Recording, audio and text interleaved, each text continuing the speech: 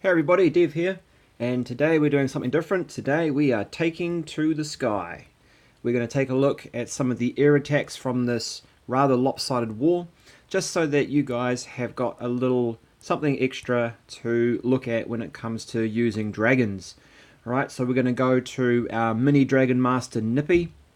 No, I beg your pardon, we won't go Nippy, we'll go his alternate account, we'll go Psycho, and we'll get straight into it.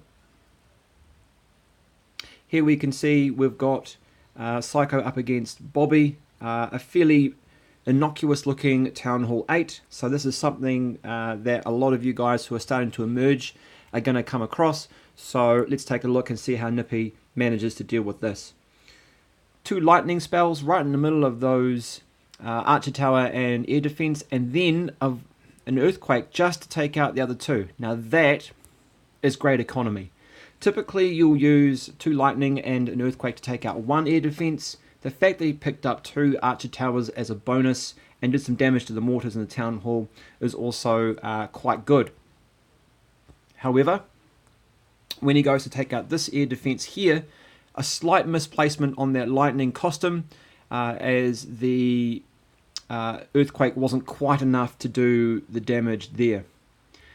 So that meant when he deployed his dragons, eventually he would deploy his dragons, you can see when he does, he's coming from this flank here. The dragons will path their way through here and then swing round to take these ones out of the end. You might get a small splinter group breaking off and dealing with this, but this is the one that will need to be dropped ASAP. While he's doing that, it's just worth checking to see if there's any corner huts. Okay, there aren't any of those. That's a real sneaky way to take out, to blunt a dragon attack, is by putting something on the corners. Usually the dragons spend the last 30 seconds of this war attack trying to go from corner to corner to corner, which can be quite frustrating. Although if you're a betting man, it could be good for racing. You can see then that he's dropped his loons, which have done the number on the air defenses, which is pretty good. The dragons acting as a bit of a tank or a shield for those loons as they go and do their job. And this attack is pretty much over. Oh look, speaking of sneaky corner huts, a sneaky hidden Tesla. Almost as bad as corner huts, although to be honest with you, that's helped a few of our attacks get to 99%, and we've tried it a couple of times in our defenses, hasn't really worked out. It's not something that should be done. I think a defense should be used for defense rather than for trying to troll people. Alright, so as Psycho's attack winds up, we'll take a look at his next attack in this war. Pretty good for you Town Hall 8s. Starting to use some level 3 dragons, you can see how it's done. This one was a little more difficult, yet it did have some really interesting points in it. And you can see that now, same army composition that wiped out a Town Hall 8 is now taking on a Town Hall 9.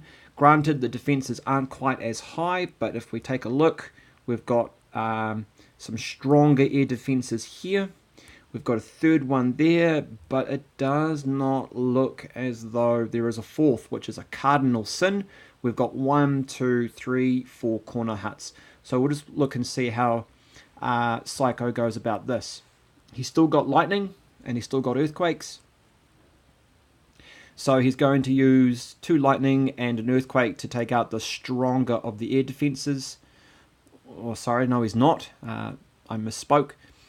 You can see that he's wiped out that air defense, and once again that air defense doesn't want to go down.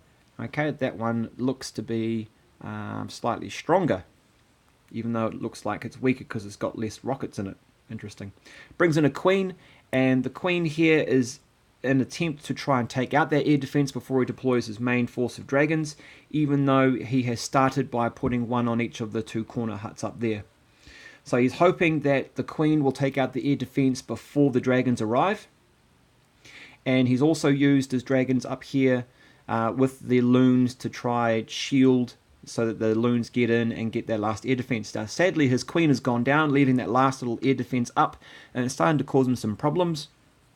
So you can see one dragon's going to go down, looks like another, but let's take a look. Here come the balloons, like predatory sharks. They come up behind and they just smash it. And then this one is over Red Rover. So you can see that even dragons at level 3 are pretty powerful now. They've had a buff in recent times. They attack faster, they attack stronger, and so hopefully we get to see more of these dragon attacks in the future. Now we're heading to Apteryx. As we know him, AP, he's the dragon master in the clan, and he's got 2 very good attacks that I'm going to show you. His lightning is strong enough, he doesn't need any earthquake, so he's going to use some skelly spells. Alright, so he's going to drop lightning to take out those first 2 air defenses, and just pause here for a moment. In fact, no, we'll keep it going. Doesn't this base look familiar? You've seen this base before. The previous video I posted has a base like this, has some infernos in it, but if you're interested in how to take this type of base out from the ground, I recommend you check out my earlier video. Yes, shameless plug is shameless, get my views up, all that stuff, but hey, you know, the more you know. So now what we've seen is AP has used some hounds to tank for his dragons, which are tanking for balloons, which is really good. Okay, they're taking the hits, they're quite robust, and particularly at Town Hall 9, those air defenses are not strong enough to take out a version 3 or level 4 hound, and you can see that they have just taken out those air defenses and his dragons now get to run riot. Now why has AP taken 2 skelly spells? Well, that was that corner hut scenario that I was telling you about. If your dragons are running out of time, and you've got a spare spell slot, it's worth investing just to take out those last couple of buildings. For the price of 1 dark spell, you could end up getting 100%, saving you from a rather ignominious 98 or 99%. Right, so again, speeding up, you can see AP's dragons, and he's dropped a skelly spell in there just for the laughs. Done a fairly quick and brutal number on that base.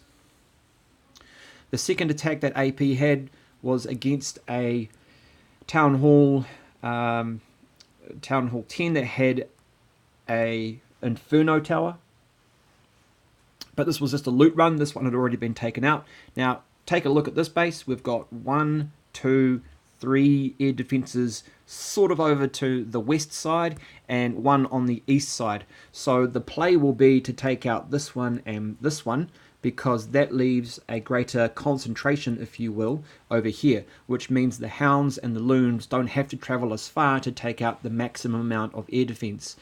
A mistake would be to take out these 2 with lightning, because then you've got a larger area for those hounds to try and cover. Also, this X-bow is up, this X-bow is down, and this this Inferno is on multi, which you'll see a bit later on is rather counterproductive. So AP drops his lightning and predictably takes out those 2 air defenses which are furthest away from each other, if you will. And then he uses his dragons from the east, speeding up a little bit, dragons from the east, and then his hound from the west, and then from the southwest. And now we're looking at this Inferno. Now this Inferno is on multi, and it's not actually doing anything. In fact, it's barely hurting that balloon, alright, and it's doing absolutely nothing to that max hound. Interestingly enough, my thoughts on a multi Inferno tower is if you have it on multi, you're using it to block healing effects. So you really do need something in there that's going to keep putting the pressure on the things that the Inferno tower is targeting. So hidden Teslas, X-bows, a queen, archer towers, something like that, just to keep the heat on, pardon the pun, when the Inferno is blocking off the healing. As you can see, the hound and the dragons have been in the Inferno tower's sights for must be close to 20 seconds now, and it's done absolutely nothing to them. In fact, AP just finally puts it out of his misery by raging all his dragons, which are still in the core, and I don't think the Inferno tower actually did anything apart from kill the pups. So, in my opinion, a Inferno on single would have been a much better option there. Right, those are the 4 dragon attacks I wanted to show you for today. The other one I want to show you is a failed Laloon attack against me. This has been one of my favorite defenses in the last couple of days, and I really do want to show you just for the lols, I suppose. So here's my base, and a quick look. It is fairly symmetrical, funny that, and you're about to see a very stupid decision made by this attacker. First of all, he sends in his hound. Now, he sent in his hound on this air defense here, which makes sense because this air defense is down. Alright. But the problem is, as you can see, that hound is about to disappear under all those traps. Smash. Gone. Alright, and the pups didn't last very long either. He managed to draw out some CC troops, not all, and then decides to engage them to get rid of them so they're not going to be in his way, which makes a certain amount of sense. Then, bizarrely, he sends in another hound on this air defense. He didn't think that if I'd trapped this way, I wouldn't have trapped that way. And as you can see, the traps are opening up. Clearly, he has already sorted out all the traps here. Shouldn't the decision have been to take out that air defense now that you know there are no traps? Anyways, here's where the fun begins, because bam, that hound just got smoked. And those pups that were ejected from him didn't stand a chance either, courtesy of the red bomb. He did, however, manage to trigger the CC troops. Now, I don't know about you, but spending 2 lots of 30 on CC, 2 lots of 30 on the 2 hounds to draw out 35 CC troops worth, and then all the archers and other resources committed to destroying them, doesn't seem like good value. And as a result, my air defenses are still up, and now the Eagle artillery starts to fire. And he drops some rages, and he's trying really hard to get in there, but unfortunately, it's just not going to work well for him. Okay, luckily he's not fighting against any of my air sweepers, but it just seems like some poor decision making here has cost this person the attack. The Eagle artillery under a little bit of threat, but it is robust, and it is going to survive in this case. Now let's just zoom in on this queen, just because when the Eagle artillery fires, she's going to disappear in the red mist. Oh, here we go. And 1, 2, 3, gone. Okay, so some minions, I suppose, to clean up. And yeah, he took a bit of gold, but if you look at how much pink and how much dark this person has got from the attack, and the fact that they're not going to get a star, I would say that all in all, this was a particularly poor attack from this person. And I suppose you could say, well, at least he learned a lesson. And I guess the lesson is just be aware of traps and be very careful and try and make the right decision in the future. Alright, well, it looks as though you guys made the right decision in watching this video to the end. Thank you very much. I appreciate it. Don't forget to give me a like, make some comments, and check out my other videos. Thanks for watching.